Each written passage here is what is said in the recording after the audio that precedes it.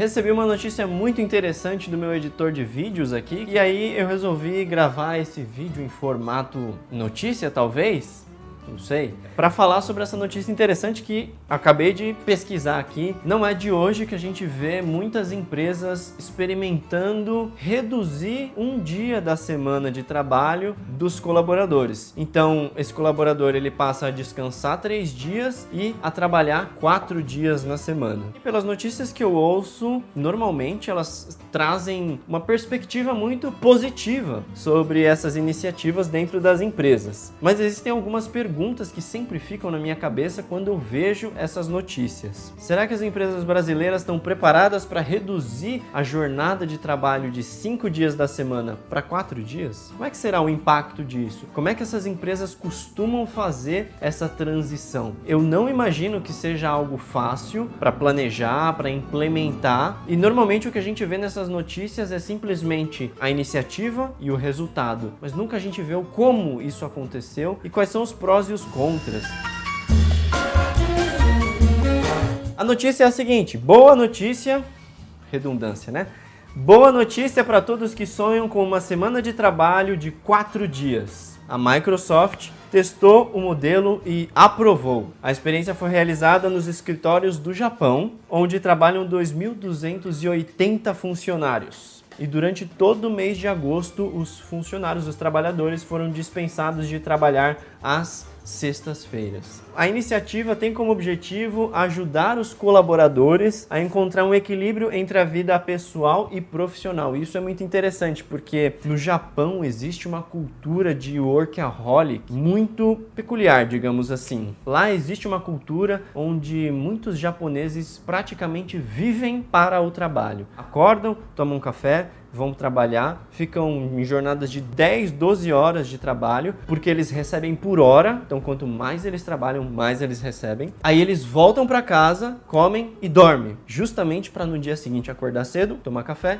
e trabalhar de novo, repetindo isso várias e várias vezes por anos. Então é uma iniciativa interessante de ser feita e testada no Japão, por causa dessa cultura workaholic. E eu lembro de uma história que um amigo do meu pai, meu amigo também contou. Ele trabalhava na Embraer e ele contava de um profissional que veio de uma consultoria do Japão para fazer alguns experimentos, enfim, fazer algum trabalho lá dentro da Embraer. E esse cara, o Lewis Hamilton, foi acompanhar esse rapaz, o japonês, que foi fazer os trabalhos, né? E aí ele falou, né? Eu não lembro agora o nome do rapaz.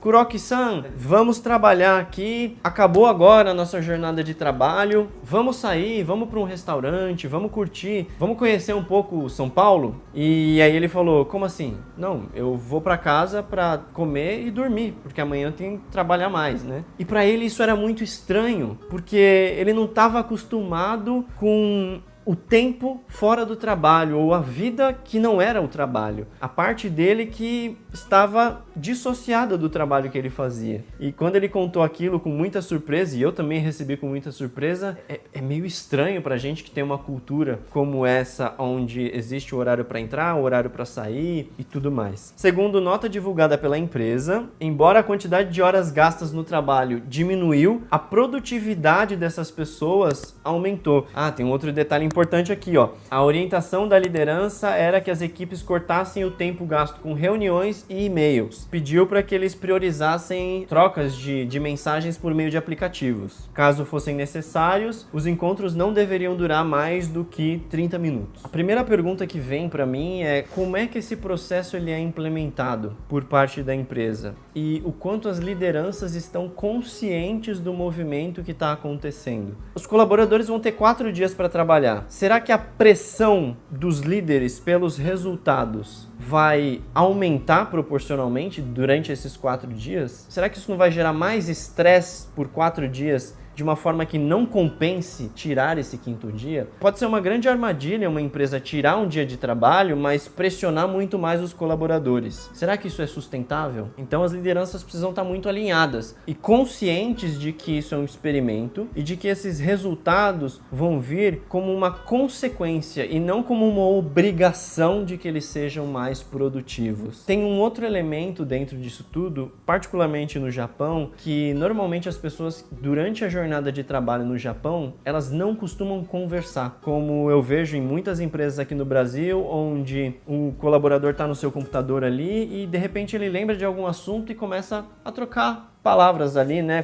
a trocar ideia com o colega que está ali do lado, comentando do final de semana, perguntando da família, contando alguma história, e aí 15 minutos depois, 5 minutos depois, volta ali a focar no que tem para fazer. Ou então pega um cafezinho e vai tomar um cafezinho com o parceiro de uma outra área. Isso lá no Japão não é tão comum. Quando eu vejo dentro dessa notícia que a liderança pediu para que cortassem reuniões e e-mails e que as conversas acontecessem por meio de aplicativos e que as reuniões tivessem duração de no máximo 30 minutos, eu penso que as relações que a gente constrói dentro de um ambiente de trabalho acontecem justamente no período entre as reuniões, no período antes da reunião começar, que é o momento onde eu pergunto: e aí, como é que você tá? Como é que estão as coisas? Como é que foi o fim de semana? Tudo bem? Sua família tá bem? Os cachorros? Que é aquela conversa ali inicial de saber como é que tá a vida, se conectar com a realidade daquela outra pessoa, demonstrar interesse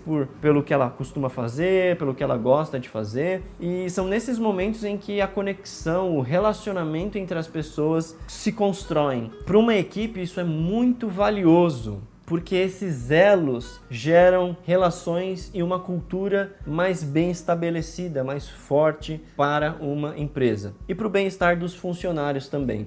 Afinal de contas, eu acho que você já deve ter percebido que quando você tem boas amizades dentro de uma empresa, fica muito mais agradável de você trabalhar ali naquele ambiente. Então, o Simon Sinek fala muito disso nos vídeos dele, sobre construir um círculo de confiança, de segurança, e esse é um dos papéis da liderança junto com a sua equipe. Eu não sei se essa iniciativa, particularmente da forma como foi colocada nessa notícia, funcionaria aqui no Brasil. Acredito que sim, precisaria de boas adaptações pensando na nossa realidade, na nossa cultura, e vale a pena fazer um teste. Se você conhece alguma empresa brasileira que fez esse teste, experimentou isso, eu gostaria muito de conhecer essa empresa, conhecer os gestores que organizaram essa iniciativa, para que a gente possa trazer mais informação, mais dados para você que acompanha aqui o meu canal e que também acredita em levar mais amor para o mundo corporativo. Se você achou essa notícia interessante, deixa aqui embaixo nos comentários a sua opinião. Se você conhece alguma outra iniciativa, algum outro comentário, alguma outra notícia interessante, coloca aqui para eu ler, estudar um pouquinho, e aí a gente comenta e constrói mais conhecimento para que a gente possa levar mais consciência, mais amor, mais generosidade para o mundo corporativo. Eu vou ficando por aqui, espero que você tenha gostado desse formato. Até o próximo vídeo. Tchau!